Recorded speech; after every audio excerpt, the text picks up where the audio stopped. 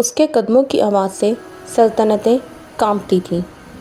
کیا آپ جانتے ہیں، تاریخ میں ایک ایسا شخص بھی گزرا ہے جس کے نام سے بادشاہوں کے تخت لرز جاتے تھے۔ وہ ایک ایسا جنگجو تھا جو جس شہر میں داخل ہوتا وہاں یا تو فتح لکھی جاتی یا پھر تباہی۔ لوگ اسے خدا کا عذاب کہتے تھے اور دشمن اسے صرف ایک نام سے یاد کرتے تھے، تیمور، جسے دنیا آج بھی جانتی ہے تیمور لنگ کے نام سے۔ یہ کہانی ہے اس شخص کی جس نے سمرقند سے نکل کر دنیا کو ہلا کر رکھ دیا۔ امیر تیمور کی پیدائش 1336 عیسوی میں وسط ایشیا کے علاقے کش میں ہوئی، جو آج کل ازبکستان کے قریب سمجھا جاتا ہے۔ وہ ایک عام قبیلے میں پیدا ہوا، لیکن اس کے اندر ایک عجیب سی آگ تھی۔ وہ بچپن سے ہی گھوڑے پر سوار ہونا جانتا تھا، تلوار چلانے میں تیز تھا اور لڑائی میں خطرہ مول لینے سے نہیں ڈرتا تھا۔ لیکن اس زمانے میں وسط ایشیا کی حالت خراب تھی۔ ہر طرف خانہ جنگی سازشیں اور قبائلی لڑائیاں چل رہی تھیں۔ تیمور نے بچپن میں ہی سیکھ لیا کہ اس دنیا میں طاقتور وہی ہے جس کے ہاتھ میں فوج اور ذہن ہو۔ تیمور کو لنگ کیوں کہا گیا؟ ایک جنگ کے دوران تیمور شدید زخمی ہو گیا۔ کہا جاتا ہے کہ اس کے پاؤں پر نیزہ لگا تھا اور وہ ہمیشہ کے لیے لنگڑا ہو گیا۔ یہی وجہ تھی کہ لوگ اسے تیمور لنگ کہنے لگے۔ لیکن حقیقت یہ ہے وہ جسم سے لنگڑا تھا، مگر اس کی سوچ، جنگی حکمت اور دل بالکل فولاد تھے۔ تیمور نے پہلے اپنی چھوٹی سی فوج بنائی۔ وہ دوسروں کے ساتھ اتحاد بھی کرتا، پھر وقت آنے پر انہیں شکست بھی دیتا۔ اس نے آہستہ آہستہ علاقے جیتے، قبائل کو اپنے ساتھ ملایا اور پھر ایک دن سمرقند کو اپنا مرکز بنایا۔ سمرقند اس وقت ایک اہم شہر تھا، لیکن تیمور نے اسے صرف شہر نہیں بنایا بلکہ اسے دنیا کی سب سے بڑی سلطنت کا دارالحکومت بنا دیا۔ تیموری سلطنت کا آغاز۔ تیمور نے اپنے آپ کو ایک عام سردار نہیں سمجھا۔ وہ چاہتا تھا کہ دنیا اسے صرف جنگجو نہیں بلکہ بادشاہوں کا بادشاہ مانے۔ چنانچہ اس نے اعلان کیا، میں وہ ہوں جو دنیا کے نقشے کو بدل دے گا۔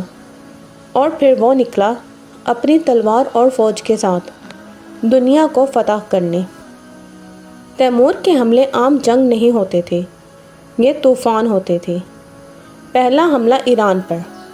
اس نے ایران کے بڑے بڑے شہر فتح کیے۔ کئی جگہوں پر بغاوت ہوئی تو تیمور نے ایسی سزا دی کہ تاریخ کانپ گئی۔ کہا جاتا ہے کہ اس نے کئی شہروں میں انسانی کھوپڑیوں کے مینار بنوائے، یعنی ہزاروں لوگوں کی کھوپڑیاں جمع کر کے مینار بنائے جاتے تاکہ دشمن پر رعب پڑ جائے۔ یہی وجہ تھی کہ تیمور کے نام سے لوگ دور دور سے ہی بھاگ جاتے۔ اس کے بعد تیمور نے بغداد کا رخ کیا۔ وہ بغداد جو پہلے ہی منگولوں کی تباہی دیکھ چکا تھا، تیمور کی فوج نے وہاں بھی حملہ کیا اور شہر کو شدید نقصان پہنچایا۔ اس وقت بغداد کی حالت ایسی ہو گئی تھی کہ گلیوں میں صرف آگ، دھواں اور لاشیں نظر آتی تھیں۔ پھر تیمور شام کی طرف بڑھا اور دمشق تک پہنچ گیا۔ دمشق ایک عظیم اسلامی شہر تھا، علم و تجارت کا مرکز تھا، لیکن تیمور نے وہاں بھی جنگ کی۔ شہر فتح ہوا اور پھر تیمور نے وہاں سے علماء، کاریگر اور فنکار پکڑ کر سمرقند بھیج دیے، کیونکہ تیمور صرف تباہ نہیں کرتا تھا، وہ اپنی سلطنت کو خوبصورت بھی بنانا چاہتا تھا۔ تیمور کی سب سے بڑی جنگوں میں سے ایک جنگ تھی ترک سلطان بایزید سے جنگ۔ ترکی میں اس وقت عثمانی سلطان بایزید یلدرم کی طاقت بڑھ رہی تھی۔ بایزید تیزی سے یورپ میں فتوحات کر رہا تھا۔ تیمور کو یہ بات پسند نہ آئی۔ اس نے کہا، دنیا میں دو شیر ایک ساتھ نہیں رہ سکتے۔ چنانچہ دونوں کا ٹکراؤ ہوا۔ یہ جنگ انقرہ کے مقام پر ہوئی۔ عثمانی فوج طاقتور تھی، لیکن تیمور کی جنگی چالیں زیادہ خطرناک تھیں۔ آخر کار سلطان بایزید شکست کھا گیا اور قید ہو گیا۔ یہ وہ لمحہ تھا جب یورپ نے سکھ کا سانس لیا۔ کیونکہ عثمانیوں کی بڑھتی ہوئی طاقت کو کچھ وقت کے لیے روک دیا گیا تھا۔ لیکن تیمور کی سب سے مشہور اور خوفناک مہم تھی ہندوستان پر حملہ۔ اس وقت ہندوستان میں دہلی سلطنت تھی۔ دہلی کے بادشاہ کمزور تھے اور اندرونی لڑائیاں چل رہی تھیں۔ تیمور نے سوچا یہ موقع ہے، دولت بھی ملے گی اور فتح بھی، اور پھر اس نے دریائے سندھ عبور کیا اور ہندوستان میں داخل ہوا۔ دہلی میں قیامت۔ دہلی اس زمانے میں سونے کا شہر تھا۔ محلات، خزانے، بازار، ہاتھی، گھوڑے، سب کچھ موجود تھا۔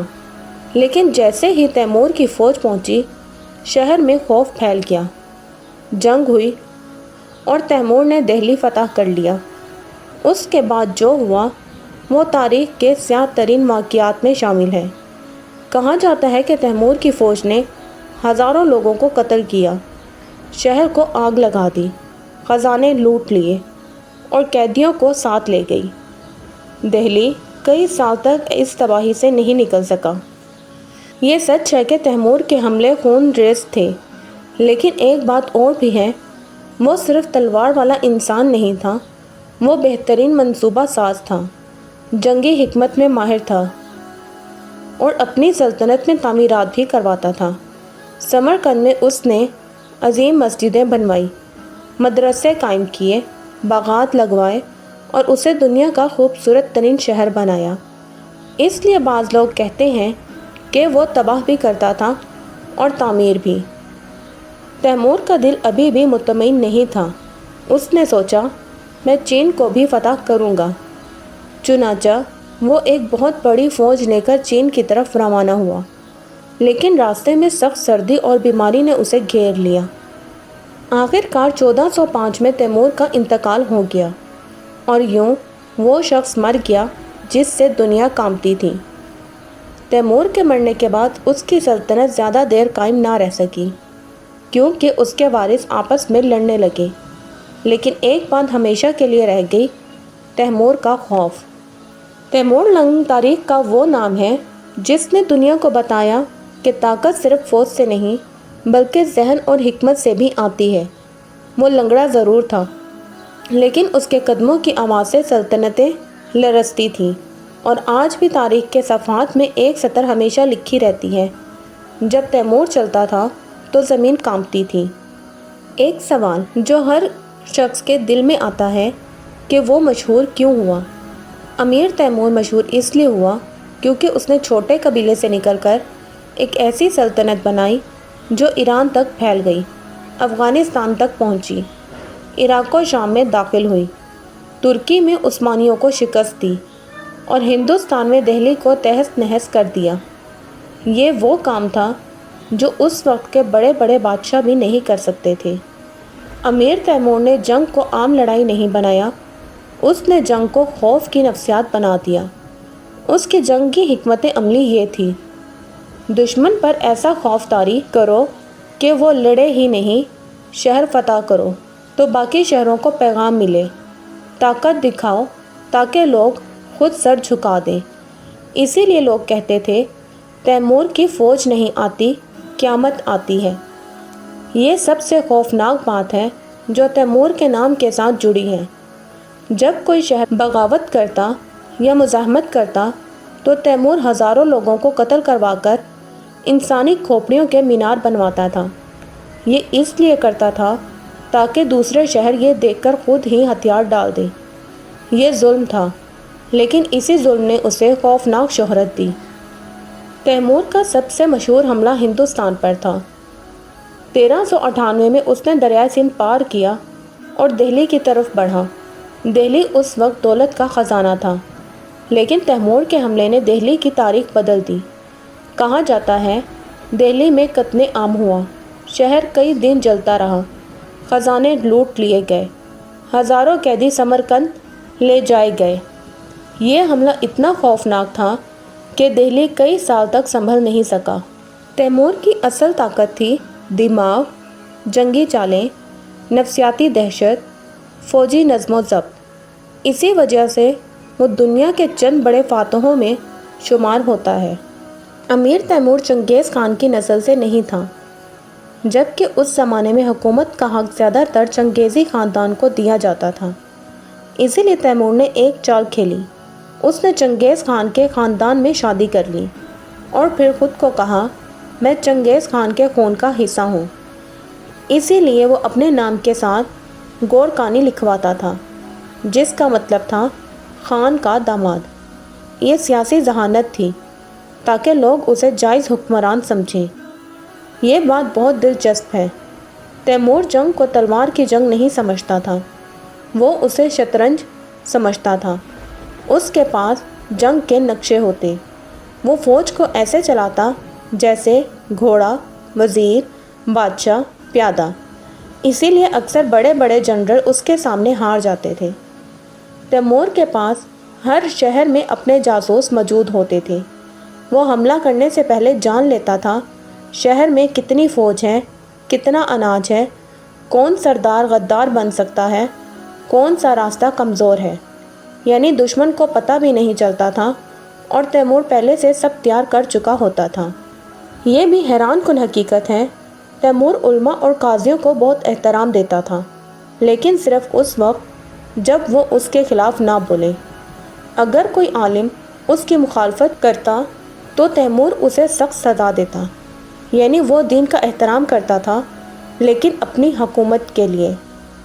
عام لوگ سمجھتے ہیں تیمور بس قتل و غارت کرتا تھا، لیکن حقیقت یہ ہے وہ جیتے ہوئے شہروں سے کاریگر، انجینئر، معمار اور فنکار پکڑ کر سمرقند لے جاتا۔ اسی لیے سمرقند میں اتنی شاندار عمارتیں بنیں۔ یہ اس کی سلطنت کو طاقتور بنانے کا طریقہ تھا۔ ہندوستان سے تیمور صرف خزانہ نہیں لے گیا، وہ کاریگر، سنگ تراش، آرٹسٹ، مسجد بنانے والے ماہرین سب ساتھ لے گیا۔ اسی وجہ سے بعد میں سمرقند کی عمارتوں میں ہندوستان فن کا رنگ بھی نظر آتا ہے۔ تیمور کی فوج کا سب سے بڑا ہتھیار تلوار نہیں، گھوڑ سوار فوج تھی۔ اس کے گھوڑے تیز رفتار، مضبوط اور تربیت یافتہ ہوتے تھے، اسی لیے وہ دور دراز علاقوں تک چند دنوں میں پہنچ جاتا تھا۔ دشمن کو اندازہ بھی نہیں ہوتا تھا کہ وہ اتنی جلدی حملہ کر دے گا۔ یہ بات عجیب ہے لیکن سچ ہے۔ تیمور اپنی ذات میں زیادہ شاہانہ نہیں تھا۔ وہ زیادہ تر فوجی لباس پہنتا، عام سپاہیوں کے ساتھ بیٹھتا، لیکن اس کی سلطنت کے قوانین انتہائی سخت تھے۔ تیمور کی اصل طاقت قتل نہیں تھا، بلکہ خوف تھا۔ وہ جانتا تھا اگر ایک شہر کو عبرت بنا دیا جائے تو باقی 10 شہر خود ہتھیار ڈال دیں گے۔ اسی لیے وہ چند جگہوں پر انتہائی ظلم کرتا تھا تاکہ باقی جگہوں پر جنگ کی ضرورت ہی نہ پڑے۔ یہ سب سے مشہور اور حیران کن واقعہ ہے۔ تیمور کی قبر سمرقند میں ہے۔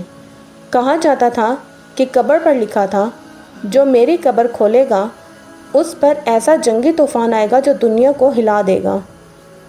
1941 میں روسی سائنسدانوں نے تیمور کی قبر کھولی، اور عجیب بات یہ ہے کہ چند دن بعد جرمنی نے روس پر حملہ کر دیا، یعنی دوسری جنگ عظیم کا سب سے بڑا حملہ۔ لوگ آج بھی کہتے ہیں کہ یہ تیمور کی لعنت تھی۔ تیمور کے بعد اس کے خاندان میں ایک بہت بڑا بادشاہ پیدا ہوا، بابر، جو ہندوستان میں مغلیہ سلطنت کا بانی بنا۔ یعنی مغلوں کی سلطنت کا رشتہ بھی تیمور سے جڑتا ہے، اس لیے مغل بادشاہ خود کو تیموری کہتے تھے۔ تیمور کا سب سے بڑا خواب، اس کا خواب تھا میں دنیا کو ایک ہی سلطنت میں جمع کر دوں۔ اسی لیے وہ چین، ترکی، ایران، شام، ہندوستان سب پر چڑھ دوڑا، لیکن وہ چین جانے سے پہلے مر گیا۔ تیمور نے جنگ صرف میدان میں نہیں لڑی، اس نے جنگ لوگوں کے دلوں میں لڑی۔ اگر آپ کو یہ تاریخی کہانی پسند آئی ہو تو ویڈیو کو لائک کریں اور ایسی مزید زبردست تاریخی داستانوں کے لیے چینل کو سبسکرائب ضرور کریں، کیونکہ اگلی کہانی ہوگی ایک ایسے فاتح کی جس نے پوری دنیا کو حیران کر دیا تھا۔